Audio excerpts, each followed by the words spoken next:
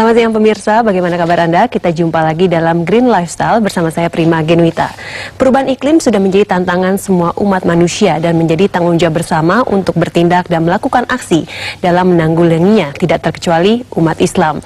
Sekitar 150 orang ahli lingkungan, ilmuwan, dan ulama dari 30 negara berpenduduk Muslim hadir dalam konferensi Muslim Action for Climate Change atau aksi umat Islam untuk menghadapi tantangan perubahan iklim pada tanggal 9 hingga 10 April lalu di Bogor. Konferensi ini merupakan agenda lanjutan dari deklarasi Muslim 7-Year Action Plan for Climate Change atau rencana 7 tahun aksi Muslim untuk perubahan iklim yang dideklarasikan di Istanbul, Turki pada Juni 2009. Di siang hari ini Green Lifestyle akan membahas mengenai Islam dan tantangan perubahan iklim bersama Founder Director of the Islamic Foundation for Ecology and Environmental Sciences Haj Fazlun Khalid dan juga panitia penyelenggara MACC yang juga anggota The Climate Project Indonesia dan Conservation International Fahrudin Mangunjaya. Selamat siang Pak Fahrudin. Assalamualaikum Haj Fazlun. Assalamualaikum Fahrudin. I'll start with you Haj Fazlun. How do you see the connection between Islam and the environment? I would answer that question by simply saying Islam is inherently environmental. Why? Because all the teachings of Islam point to the fact that we are part of the general creation. We are not separate from it. In that sense, we are not separate from the trees and the mountains and the frogs and the fishes and the lions and the tigers. We are just one aspect of creation. And the Quran reminds us that everything in creation is bigger than us. So we are a minor aspect of creation. And we also have the responsibility of Khalifa, which is stewardship, have a responsibility to look after the environment. We are in a sense guardians of the environment. And that teaching is very clear. Which is why one can say without hesitation that Islam is inherently environmental, and therefore we have a responsibility to look at the issues and deal with them not merely by doing the prayers and fasting and doing the thing that we are normally supposed to do, which we do anyway, but looking further into the teachings and act responsibly wherever you are and act positively.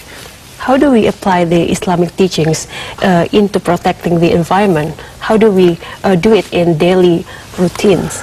Well, there are two answers to that. One is you can begin to do it immediately by looking at the way you consume water. Islam is a very water-intensive religion, but we have to wash 5 times a day, and we have to do ghusl and clean ourselves and all that kind of stuff. So we can reduce consumption of water, and very simple ways. Instead of having the tap full on when you wash, you know, keep it half full on or quarter full on. That's a very daily practical step, because the water issue is going to be one of the big global issues of our times. Another way of doing this is watch out for your consumption, because we are a consumer society. You know, there is a very clear verse in the Quran which says that Allah does not love the wasters. You see, so you have to respond to that. So it is very simple in that sense. So the daily practical things. If you take in this concept wider, it can be applied to the whole aspect of conservation, as it were, how the mainstream communities understand it. And I've been doing some training for the ulama in Padang quite recently, and it is how you conserve your habitat, how you protect the trees, and how you conserve your water courses and all this kind of stuff. And it's a very comprehensive doctrine, a very comprehensive teaching, which needs to now surface. Yeah, we see that how well connected Islam and environment protection is, but how do you see the Islamic countries or Muslim communities in the world in protecting the environment? Do they apply these Islamic teachings? No, those teachings are lost. In a sense, I mean, that question is a very interesting one. It could be applied to the Christians, to the Buddhists, to the Hindus, to any religion. You can ask that exactly that same question. To all. Yeah, and I think the answer would be the same.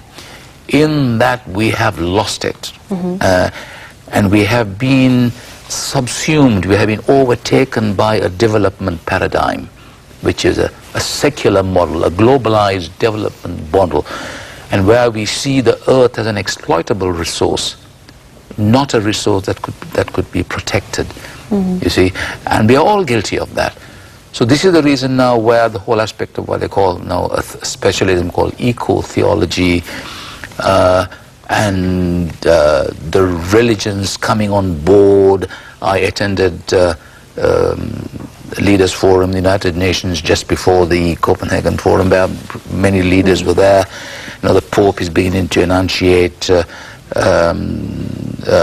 edicts on the environment. The Dalai Lama is on board, and so on. So we are trying to do our best from the specifics of Islam to contribute to that movement. Yeah. And we have something very specific, very special, and it is recognized that we have something quite profound to offer to this movement, Yeah. and we are open to it. Ya, Pak Farudin, apakah hal yang sama juga Anda lihat terjadi di Indonesia, gitu, seperti yang disampaikan oleh Haj Fazlun tadi? Ya, inilah yang sebenarnya seperti Pak Fazlun katakan, bahwa kita lupa dengan ajaran Islam yang kita katakan ramah lingkungan, tetapi dalam praktiknya kita jauh dari itu. Hal sebab itu kita ingin mengingatkan kembali dan merecall bahwa sebenarnya ajaran positif Islam itu banyak sekali yang terkait dengan lingkungan. Dan baru saja kami mengadakan training di Padang bersama ulama dan pemuka-pemuka negari. Kami melakukan aksi yang terkait dengan bagaimana mereka bisa melindungi hutan, kemudian melindungi air dan jasa-jasa ekosistem dengan sistem adat.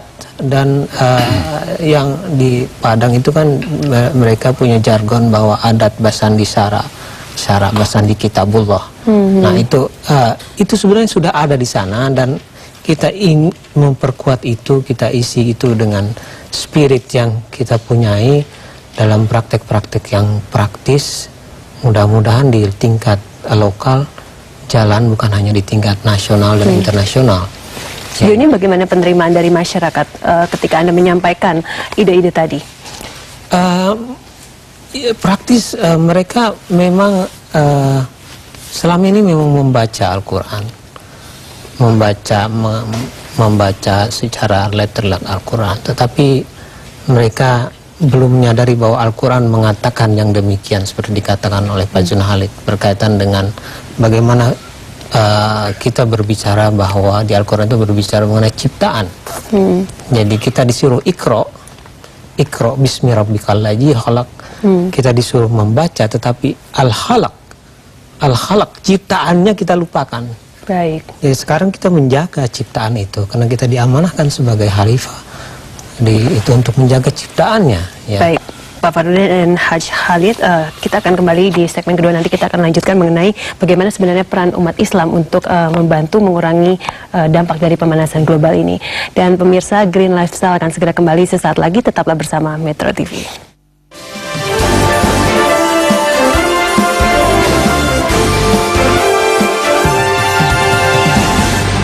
Terima kasih Anda masih menyaksikan Green Lifestyle dengan tema Islam dan tantangan perubahan iklim.